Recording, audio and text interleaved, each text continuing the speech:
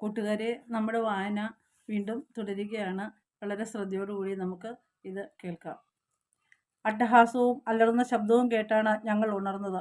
അപ്പോഴും ഇരുട്ടായിരുന്നു. മുകളിലുള്ള വഴിയിലേക്ക് കയറി നിന്നുകൊണ്ട് നോക്കിയപ്പോൾ രണ്ടാളുകൾ ചേർന്ന് ഒരാളെ പ്രഹരിക്കുന്നതാണ് കണ്ടത്. വടികൾ അയാളുടെ മാംസത്തിൽ പതിയുന്നതും അതിൻ്റെ ശബ്ദവും ആ ഇരുട്ടിലും ഞങ്ങൾക്ക് കാണാൻ സാധിച്ചിരുന്നു. നിലത്ത് കിടക്കുന്ന ആ മനുഷ്യൻ ഇപ്പോൾ ഞരങ്ങുക മാത്രം ചെയ്യുന്നുണ്ട്. ഞങ്ങൾ അടുത്തേക്ക് ചെന്നപ്പോൾ ആ മനുഷ്യർ ഞങ്ങളെ കണ്ട് ആദ്യം അമ്പരന്ന് പോയി. പിന്നെ ഒരു പോരിന് തയ്യാറെടുത്തു. എന്താണ് ഈ ചെയ്യുന്നത്? നിങ്ങൾ അയാളെ കൊല്ലും, പത്രോസ് സ്വരം ഉയർത്തി ചോദിച്ചുകൊണ്ട് അവരുടെ അടുത്തേക്ക് ചെന്നു.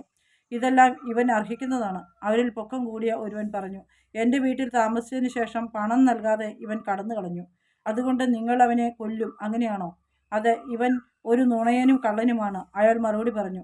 ഇവൻ ഞങ്ങളുടെ ഭക്ഷണം കഴിച്ചു, ഞങ്ങളുടെ വസ്ത്രം ധരിച്ചു, വീഞ്ഞും കുടിച്ചു. എന്നിട്ട് തരാമെന്ന് പറഞ്ഞ തുക തരാതെ രാത്രിയിൽ ഒളിച്ചോടുകയാണ് ചെയ്തത്. ആർക്കും സൗജന്യമായ ഭക്ഷണം കൊടുക്കാനൊന്നും ഞങ്ങൾക്ക് സാധിക്കുകയില്ല. എങ്കിൽ എല്ലാ ഭിക്ഷക്കാരും സഹായത്തിനായി ഞങ്ങളുടെ പക്കൽ എത്തുമായിരുന്നു. അങ്ങനെ വരികയാണെങ്കിൽ തന്നെ അത് അത്ര കഷ്ടമാണോ? എങ്കിൽ ഞങ്ങൾ ഒന്നുമില്ലാത്തവരായി തീരുമായിരുന്നു. അയാൾ അട്ടഹസിച്ചു. നിങ്ങൾ സ്ഥലം വിട്ടു പോകൂ, ഞങ്ങളുടെ ജോലി ഞങ്ങൾ ചെയ്യട്ടെ. അവനെ കൊല്ലുന്നതുകൊണ്ട് നിങ്ങൾക്ക് എന്താണ് പ്രയോജനം? അവൻ മരിച്ചതുകൊണ്ട് പണം ലഭിക്കുകയില്ലല്ലോ. ഞാനിത് പറയവേ ശിഷ്യർ നിലത്ത് കിടന്നിരുന്ന ആ മനുഷ്യൻ്റെ സംരക്ഷണാർത്ഥം അയാളുടെ ചുറ്റും കൂടി നിന്നു. നിങ്ങൾ പാപിയും കള്ളനുമായി ഒരുവനെ സംരക്ഷിക്കുകയാണല്ലേ? അപ്പോൾ നിങ്ങൾ അവനേക്കാൾ ഒട്ടും മോശമല്ല. അയാൾ ഭീഷണിയുടെ സ്വരത്തിൽ വടി ഉയർത്തിക്കൊണ്ട് പറഞ്ഞു. ക്ഷമിക്കണമെന്ന് തിരുവെഴുത്ത് പറയുന്നു. സ്നേഹം ദൈവം ആവശ്യപ്പെടുന്നുണ്ട്. പിതാവാകട്ടെ എല്ലാവർക്കും കരുണ വാഗ്ദാനം ചെയ്യുന്നു. ഞാൻ ശാന്തനായി പറഞ്ഞു. എനിക്ക് തിരുവെഴുത്തൊന്നും താല്പര്യമില്ല. എന്തായാലും ഇയാളൊരു കള്ളനാണ്, നുണയനും, പിന്നെ എന്തൊക്കെ ചെയ്തു കൂട്ടിയിട്ടുണ്ടെന്ന് ആർക്കറിയാം. ഹൃദയത്തിൽ ദുഃഖിച്ചുകൊണ്ട് ഞാൻ പറഞ്ഞു, ഈ മനുഷ്യനെ കൊലപ്പെടുത്തിയാൽ നിങ്ങൾ അതിന് വില കൊടുക്കേണ്ടി വരും. കാരണം ദൈവം കൽപ്പിച്ചിരിക്കുന്നു, നീ കൊല്ലരുത്. ആഹാ, എന്നാൽ ദൈവം ഇങ്ങനെയും പറയുന്നുണ്ട്, കള്ളം പറയരുത്, മോഷ്ടിക്കരുത്. തൻ്റെ മറുപടിയിൽ ആനന്ദിച്ചുകൊണ്ട് അവൻ പറഞ്ഞു. അത് ശരിയാണ്. ഇപ്രകാരം പ്രവർത്തിക്കുന്ന ഒരു വ്യക്തി അവൻ പശ്ചാത്തപിച്ചില്ലെങ്കിൽ പാപങ്ങൾക്ക് വില നൽകേണ്ടി വരും. കൊലപാതകം ചെയ്യുന്നയാൾ ആ പ്രവൃത്തിക്ക് എന്തൊക്കെ ന്യായീകരണങ്ങൾ കണ്ടുപിടിച്ചാലും വില കൊടുക്കേണ്ടതായി വരും. എന്തെന്നാൽ അത് എപ്പോഴും ഒരു പാപമാണ്. വിധിയാൾ തമ്പുരാൻ മാത്രമാണ്. മനുഷ്യൻ അംഗീകരിച്ചിട്ടുള്ള പാവങ്ങളാണോ അല്ലയോ എന്നത് പ്രശ്നമല്ല. ദൈവത്തിനുമ്പിലാണ് നീ ഉത്തരം നൽകേണ്ടത്. ആ മനുഷ്യൻ വടി താഴ്ത്തി. എന്നിട്ട് തൻ്റെ കൂട്ടുകാരനോട് പറഞ്ഞു, വരും, നമുക്ക് പോകാം. ഇവൻ ഇപ്പോൾ ഒരു പാഠം പഠിച്ചിട്ടുണ്ട്. ഇനി ഇവനെ ഈ ദരിദ്രവാസികൾ എടുത്തുകൊള്ളട്ടെ. അല്പം അനിശ്ചിത ഭാവത്തോടെ പിന്തിരിഞ്ഞു നോക്കിയതിനു ശേഷം അവർ നടന്നകന്നു. അയാളുടെ ശിരസ് കൈകളാൽ താങ്ങി പിടിച്ചുകൊണ്ട് പത്രോസ് ആ മനുഷ്യൻ്റെ അരികിൽ മുട്ടിന്മേൽ ഇരിക്കുകയായിരുന്നു. അപ്പോൾ മത്തായി ഒരു തുണി കൊണ്ട് അയാളുടെ മുഖം തുടച്ചു. പത്രോസ് യോഹന്നാനെ നോക്കിക്കൊണ്ട് പറഞ്ഞു, ഇയാളുടെ മുറിവുകൾ വൃത്തിയാക്കേണ്ടതിനായി അല്പം വെള്ളം കൊണ്ടുവരൂ. മത്തായി പറഞ്ഞു, ഇദ്ദേഹം ഇനി അധികം സമയം ജീവിക്കുമെന്ന് എനിക്ക് തോന്നുന്നില്ല ഗുരു.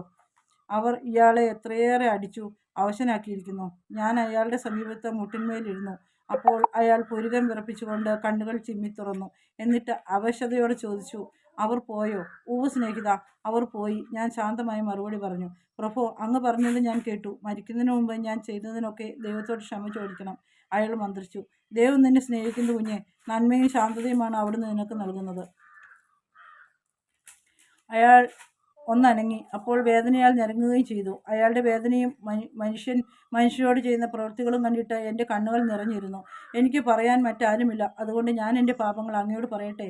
എന്തെന്നാൽ എനിക്ക് തോന്നുന്നു ഞാൻ എൻ്റെ കുറ്റങ്ങൾ ദൈവം മുമ്പാകെ ഏറ്റുപറയണമെന്ന്. ഞാനൊരു കള്ളനും നുണയനും ചതിയനുമായിരുന്നു. യാതൊരു ചിന്തയും കൂടാതെ ഞാൻ പലരെയും കബളിപ്പിക്കുകയും മുതലെടുക്കുകയും ചെയ്തിട്ടുണ്ട്. എന്നാൽ അത് തെറ്റായിരുന്നുവെന്ന് ഞാൻ ഇപ്പോൾ മനസ്സിലാക്കുന്നു.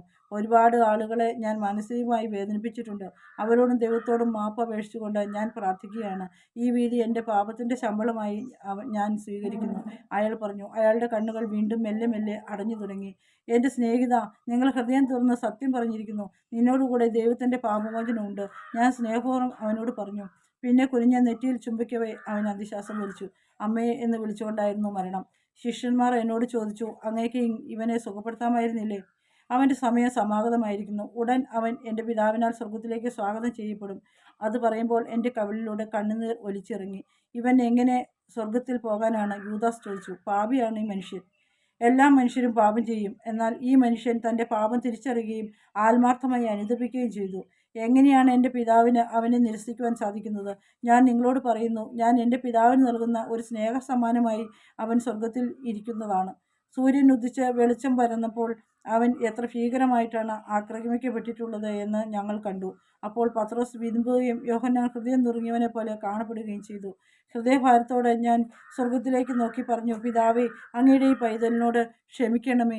അവനെ അങ്ങയുടെ ഹൃദയത്തിൽ സ്വീകരിക്കണമേ. എല്ലാവരും അവന് വേണ്ടി പ്രാർത്ഥിക്കുവാൻ തുടങ്ങി.